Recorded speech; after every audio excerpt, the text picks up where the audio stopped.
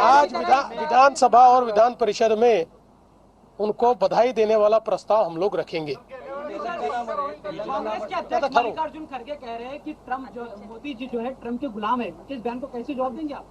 देखिए, जिनकी जिंदगी एक परिवार की गुलामी में गई, उनको देश कैसे चलाते हैं, देश कैसे सार्वभौम रखते हैं, सॉवरेन रखते हैं, इसके बारे में कोई अता पता नहीं है। आज जिस प्रकार से मोदी जी ने भारत की एनर्जी सिक्योरिटी इंश्योर की है, वरना भारत के क्या हालात होते हम सब लोग समझ सकते हैं। इसलिए मुझे लगता है मोदी जी ने दिखा दिया कि जिस समय टैरिफ वॉर हुआ, भारत झुका नहीं, भारत तनकर खड़ा रहा, भारत ने उसका सामना किया। भारत ने अलग अलग देशों से टैरिफ एग्रीमेंट्स किए, जिसके चलते टैरिफ वॉर करने वालों को भी पीछे हटना पड़ा और भारत ने अपनी ताकत दिखाई है। इसलिए परिवार की गुलामगिरी करने वालों ने इस प्रकार की बात करना यह हास्यास्पद है।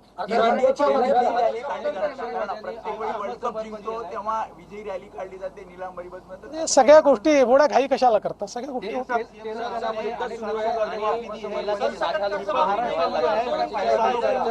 ऑइल चाटा आहे अशी सुद्धा बातमी समोर येते, त्यामुळे काय सांगाल, काय आवाहन कराल? मी कालही केलं, आजही करतो।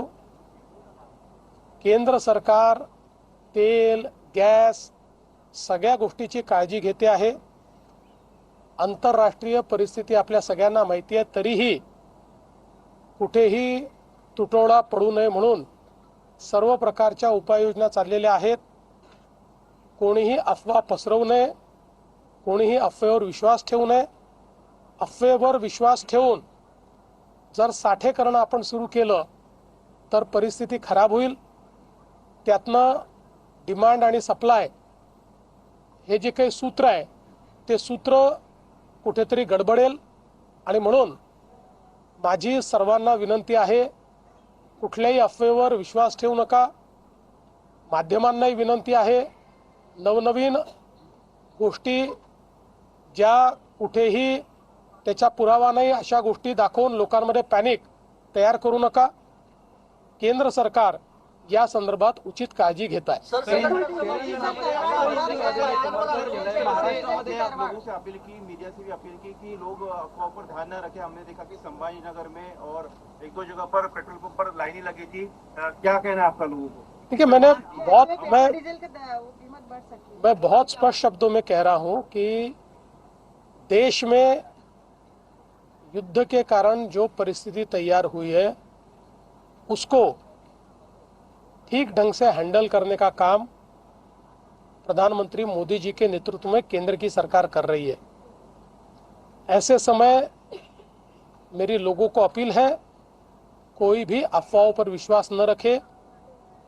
मैं मीडिया को भी कहना चाहूँगा कि कोई पैनिक क्रिएट हो, इस प्रकार की न्यूज़ आप न दिखाएं। जब तक किसी बात की पुष्टि नहीं होती, तब तक उसको न्यूज़ के रूप में दिखाना या उसको कंज्यूम करना, ये दोनों चीज़ें देश हित में नहीं है। लोग एक प्रकार से पैनिक में आकर अपने पास जब स्टॉक तैयार कर देते हैं तो डिमांड और सप्लाई की चेन ब्रेक होती है और इससे देश को तकलीफ होती है।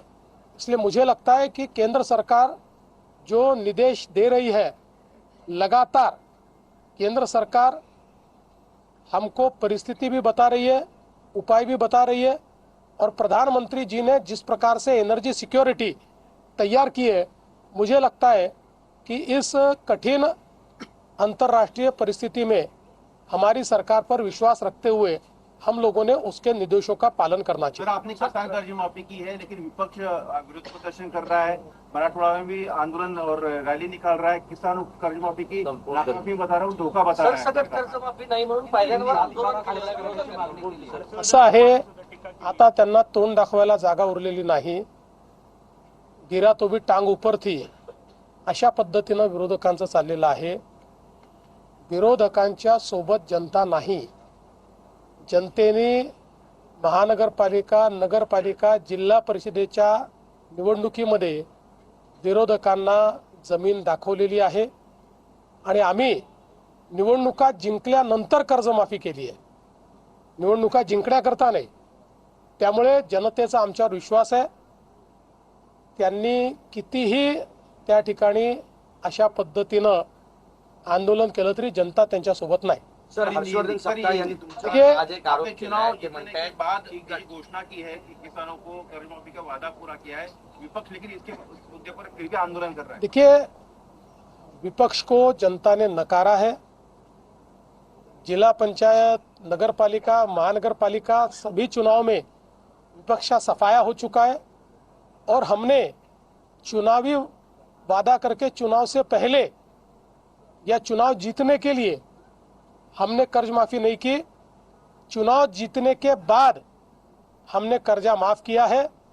विपक्ष के पास बोलने को अब कुछ बचा नहीं है. सर 7/12 कोरा झाला नाही याच्यावरही त्यांनी आक्षेप घेतला. त्यांना काय माहिती आहे? सर, हर्षवर्धन सपकाळ आरोप करतायत, त्यांनी तुमच्यावर थेट आरोप केलाय. गडचिरोलीचं लोखंड काढायचं आणि विदेशातल्या कंपनीत पाठवायचं आणि विदेशातून लोखंड घ्यायचा हा घाट देवेंद्र फडणवीस यांचा शक्तीपीठ महामार्गासाठी. असं आहे की कोणी लॉजिकली काही बोललं तर माझ्या स्तराच्या माणसांनी उत्तर दिलं पाहिजे. कोणी बिंडोकपणे बोललं तर मी उत्तर दिलं तर मी पण बिंडोकच ठरेल ना.